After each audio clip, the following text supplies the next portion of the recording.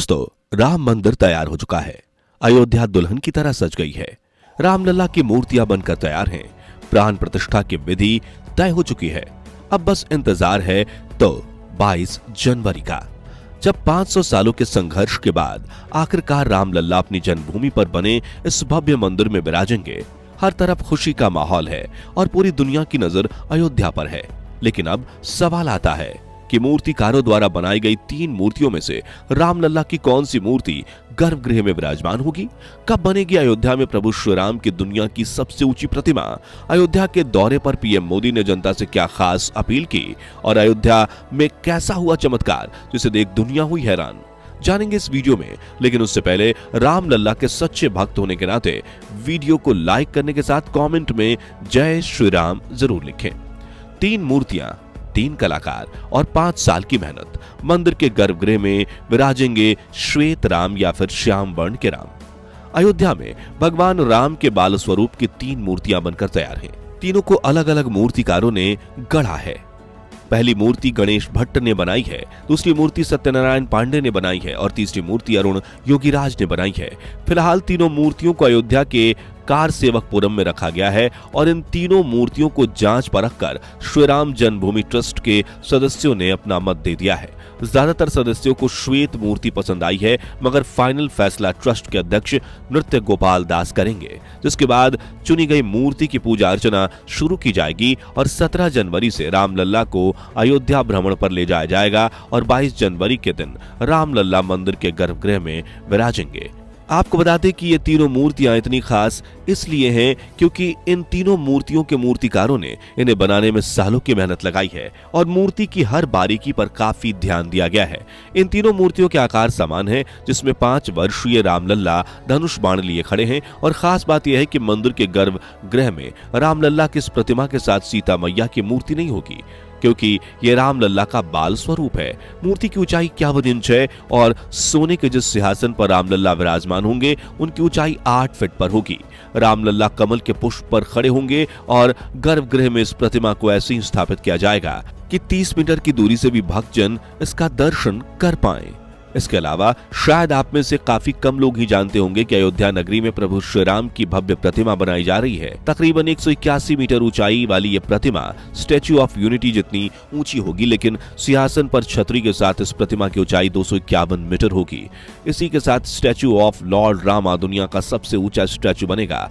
उत्तर प्रदेश सरकार ने यह प्रोजेक्ट स्टैच्यू ऑफ यूनिटी बनाने वाली कंपनी L&T को ही सौंपा है और इस बजट पर तकरीबन 2500 करोड़ रुपए खर्च किए गए हैं। बताया जा रहा है कि स्टैच्यू की डिजाइन तैयार कर दी गई है और सरकार ने शहर के बाहर बड़ी जमीन खरीदने का बजट भी बना लिया है और राम मंदिर के उद्घाटन के बाद इस प्रतिमा को बनाने का काम जोरों शोरों से शुरू होगा। हालांकि इसे बनकर तैयार होने में अगले 3 साल का समय जरूर लग जाएंगे।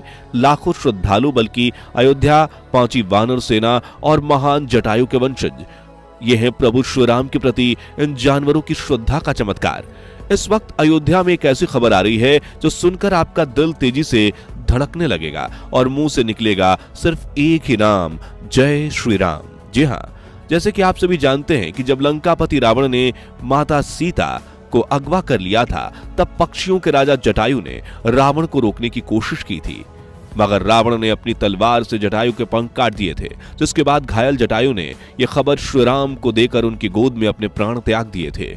इन जटायु यानी गिद्धों को पर्यावरण का मित्र माना जाता है, क्योंकि वो मृतक प्राणियों के अवशेषों को खाकर पर्यावरण को स्वच्छ बनाए रखने में महत्वपूर्ण भूमिका निभाते हैं। हालांकि पिछले कई सालों से दुनिया भर में गिद्धों की संख्या काफी कम हो चुकी है और उन्हें लुप्त प्रजाति के पक्षियों में शामिल किया गया है। लेकिन आपको ये जानकर हैरानी होगी कि रामलला की प्राण प्रतिष्ठा के शुभ अवसर पर अचानक से अयोध्या के मलिकपुर के जंगलों में गिद्धों का कई झुंड आ पहुंचा है और वो पिछले कुछ दिनों से इन्हीं जंगलों में रहने लगे हैं, मानो वो जटायु के रूप में प्रभु श्री राम का स्वागत करने आए हों।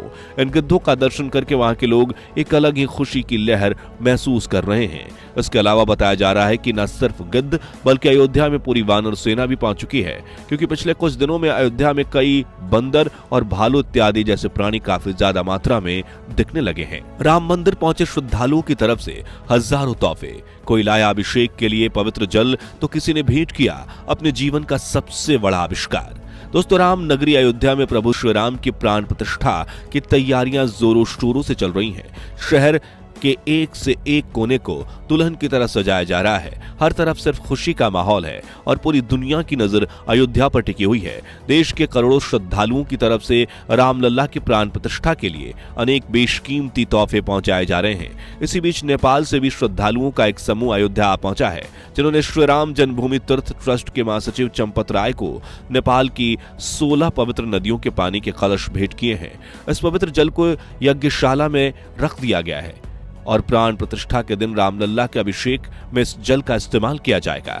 वहीं दोस्तों, वो कहते हैं ना कि सेवा करने के लिए जेब नहीं बल्कि दिल बड़ा होना चाहिए, और यही साबित कर दिखाया है लखनऊ के रहने वाले अनिल कुमार साहू ने, जिन्होंने राम मंदिर को भेंट में दुनिया का सबसे खास तोहफा दिया है। दरअसल अनिल कुमार जो लखनऊ की सड़कों पर ठेला लगाकर सब्जी बेचते हैं, लेकिन उन्हें बचपन से ही घड़ियों में काफी दिलचस्पी थी। कई सालों तक मेहनत करने के बाद उन्होंने एक ऐसी घड़ी बनाकर दिखाई जिसमें 9 देशों का समय एक साथ दिखता है।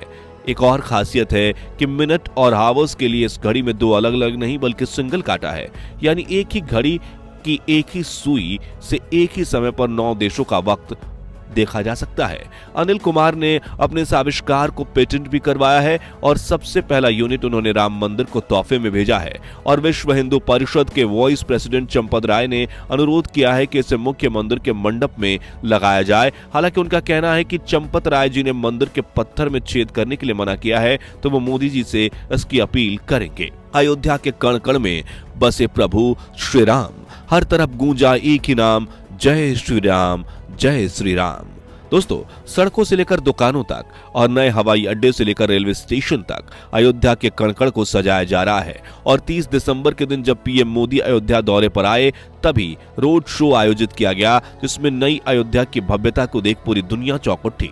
इस रोड शो में हर तरफ जय श्री राम के नारे इस तरह गूंज रहे थे कि पीएम मोदी के भी रोंगटे खड़े हो गए थे। जिसके बाद वो नए अयोध्या धाम रेलवे स्टेशन पहुंचे, जहां उन्होंने 6 वंदे भारत और 2 अमृत भारत ट्रेनों को हरी झंडी दिखाकर रवाना किया।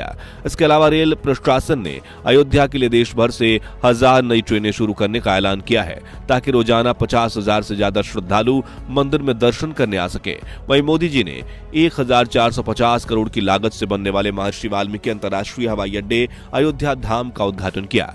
इस हवाई अड्डे के टर्मिनल भवन का क्षेत्रफल 6500 वर्ग मीटर होगा, जो कि सालाना 10 लाख यात्रियों को हैंडल कर पाएगा और अयोध्या में टूरिज्म बढ़ेगा। इसके अलावा उन्होंने रोड शो के बाद 140 करोड़ देशवासियों से खास अपील की कि 22 जनवरी के दिन जब अयोध्या में प्रभु विराजमान होंगे, तब अपने घरों में श्री राम ज्योति जलाएं और दिवाली मनाएं, यानी उस दिन पूरा देश जगमगा उठेगा। दोस्तों, आप सभी जानते ही होंगे कि सुप्रीम कोर्ट में जब राम मंदिर और बाबरी मस्जिद को लेकर विवाद चल रहा था, तब अपने फैसले में सुप्रीम कोर्ट ने मुस्लिम कम्युनिटी को मस्जिद बनाने के लिए अयोध्या के ही धन्नीपुर में जमीन मुहैया करवाई थी। जिसके बाद 26 जनवरी 2021 के दिन उत्तर प्रदेश सुन्नी सेंट्रल वक्फ बोर्ड ने तिरंगा लहराकर इसके निर्माण की प्रक्रिया प्रारंभ की थी। इस मस्जिद का नाम पैगंबर मोहम्मद के नाम पर मोहम्मद बिन अब्दुल्लाह मस्जिद रखा गया है और अब 5 एकड़ जमीन पर बन रही इस मस्जिद की डिजाइन भी फाइनल हो चुकी है और आने वाले कुछ सालों में इस पवित्र स्थल के निर्माण का कार्य भी समाप्त हो जाएगा। इसके बाद एक बार फिर मस्जिद में 5000 से भी ज्यादा नमाजी नमाज अदा कर सकेंगे। वहीं इस इलाके में न सिर्फ मस्जिद बल्कि हॉस्पिटल, म्यूजियम, लाइब्रेरी और रोजाना 2000 लोगों को भोजन बनाने के सक्षम कम्युनिटी किचन भी बनाया जा रहा है। बता दें कि मोहम्मद बिन अब्दुल्लाह मस्जिद और राम मंदिर के बीच करीब 25 किलोमीटर का डिस्टेंस है और न सिर्फ मुस्लिम बल्कि हिंदू कम्युनिटी भी इस मस्जिद के निर्माण में सहयोग कर रही है। ठीक वैसे ही जैसे राम मंदिर के निर्माण को देख अयोध्या के मुस्लिम भी खुश हैं। तो दोस्तों, इस तरह अयोध्या नगरी में एक तरफ मस्जिद बन रही है तो दूसरी तरफ राम मंदिर, और इसे ही तो कहते हैं विविधता में एकता।